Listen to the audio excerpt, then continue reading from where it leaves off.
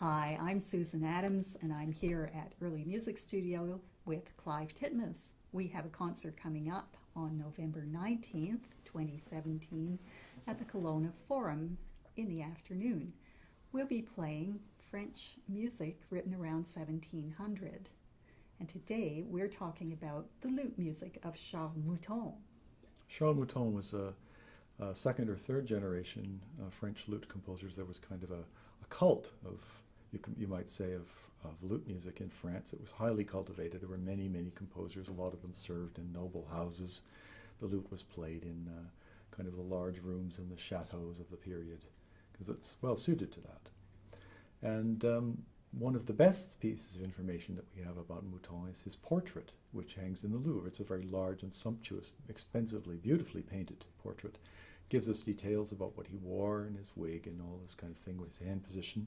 But one of the most important things is it pictures his lute. Now you own many lutes and you've made many lutes. What is it about this lute which is so well suited to the music? Well, the thing about these lutes is that they harken back to an earlier period, and the Italian lutes of the 1550s, they devised a kind of bass lute by making the body longer, and that suited the lower pitched strings so that it would kind of lower the thing, and you could sing at a lower pitch. So that was convenient for that kind of performance. But these lutes became very valuable later, and so one of the things they did right around 1600 was to remake those lutes or renovate them by taking off the top, putting on a new bridge, and in some cases sawing the neck through, which if you can believe that. Ew. That painful. It sounds awful. And then putting on a bigger neck or wider neck and adding more strings and a wider fingerboard. So this makes for a very resonant instrument. Right, and it allows for a kind of a division of the lute into two registers with a kind of the open bass strings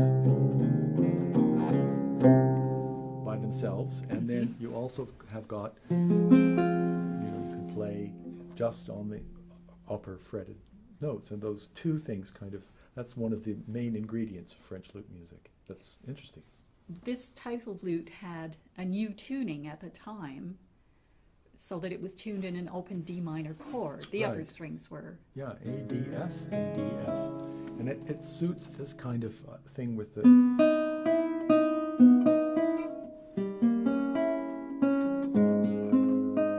strings kind of over-ringing over one another. You wouldn't find that in the earlier period. The music of Charles Mouton is arranged in suites, and a suite is a group of pieces written all in one key, which turns out to be very convenient for lute players. Right, because I have to tune it in a certain key to play all the pieces in one key. Right. So we start with the Prelude. This Prelude, it's called La Promenade. It's kind of like going forth and having a walk. And the feature of it that I'd like to demonstrate is the opening, which I call the cri de coeur, which means in French a cry of the soul, or cry of the heart, a kind of emotional outburst. So it's like an actor, instead of walking on the stage and having a chat with one of the servants, instead he comes out and says to be or not to be, and asks a really big question. And it's very dramatic and rhetorical, and that's kind of the way this piece is supposed to work.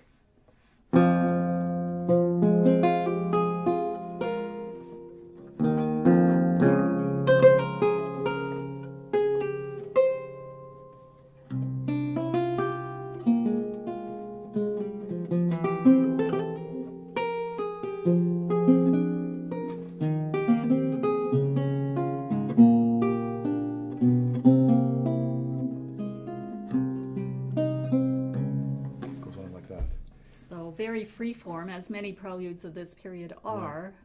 We kind of ease from silence into the more measured movements of the suite coming up. And of course, I've completely made up the rhythm. There is no notated rhythm for this. I've just looked at it and decided the notes I think are important. There should be shorter or longer. And I've kind of created, in effect, a piece out of, well, just the notes that are there. Yes, these pieces can be fun to play if a little daunting, because you do get to decide what goes together and sort of make the phrases, since the rhythm is not specified by the composer. Making the phrases is really a challenge in some cases. Yes. So then there are two Allemands that follow this, and the first one is called Le Dialogue des Grâces sur Iris, very imposing title. The Dialogue of the Graces, they're little sort of sylphs or fairies, about Iris. And Iris is the goddess, the Greek mythological figure, the goddess of the rainbow. Only instead of being a kind of happy thing with a pot of gold like we imagine, in the case of in the Greek mythology, this was an impending storm, or some troubles were about to happen. So that's kind of the dramatic feeling of that. And then the second one is the Iris is Allemande, and it's La Belle Iris, the beautiful Iris. So these two Allemands are quite different in character. So I'll talk a little bit about the first one. The dialogue is there's an element of two voices being heard. And you can kind of hear this, the lower notes and upper notes are kind of contrasted against one another.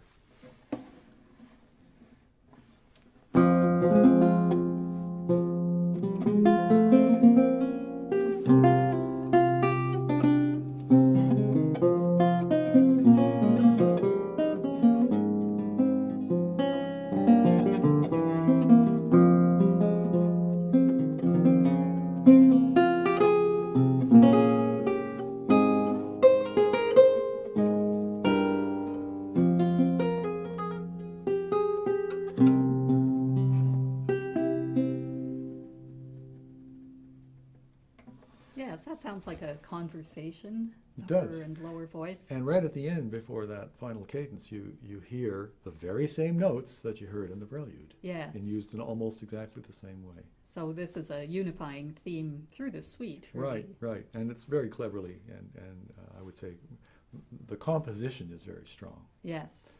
So the second feature of this Allemande that I would like to bring forth is the ornamentation. Now, you know from French harpsichord music, it's highly ornamented. Yes.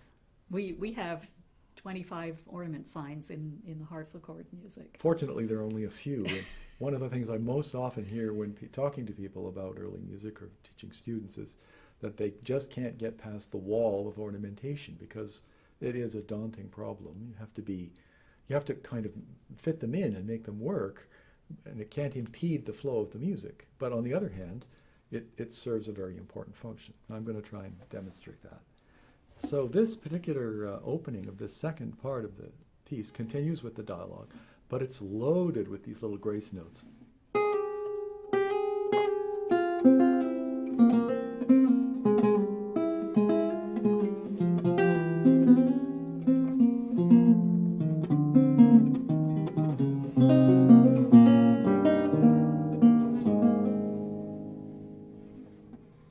That's very refined.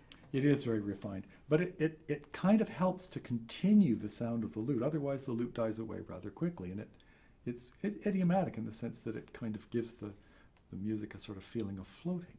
Yes, a nice transparent effect. Indeed. So the second one, La Belle Iris, it has a very interesting idea behind it, and that it's kind of a puzzle.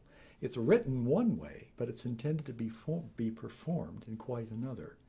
And we know this. We look in if we look in some manuscripts of Allemands being written in two different ways. One is just a plain Allemande in four beats to the bar, and another one it's intended to be gigue, played as if it were a gigue.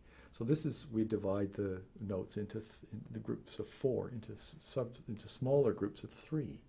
So that sounds like this.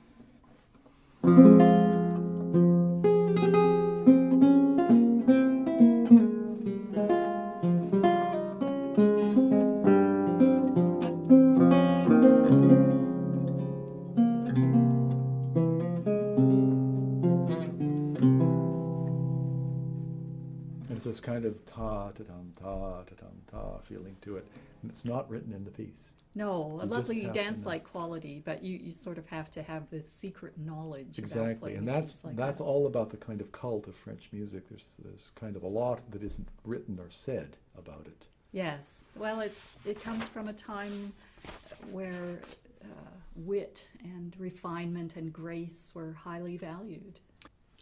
The last movement in this suite is called La Malacie, which means The poorly seated person or the uncomfortable one. We don't know whether this is true, but it's probably true to say that they sat around in very stiff, uncomfortable clothing quite a bit, waiting for the king to arrive. On a hard chair. On a hot day or on a cold day. And so maybe that gives an idea of the atmosphere. So this is a very, I think, one of the best, from my way of thinking, one of the best pieces of French lute music ever written. It's a strikingly beautiful piece. And it's so melancholy and retrospective. It's sort of a, remembrance of things past, that kind of Gallic character. And it's written with a simple germ of just 3 repeated notes. But normally the notes would be played something like that.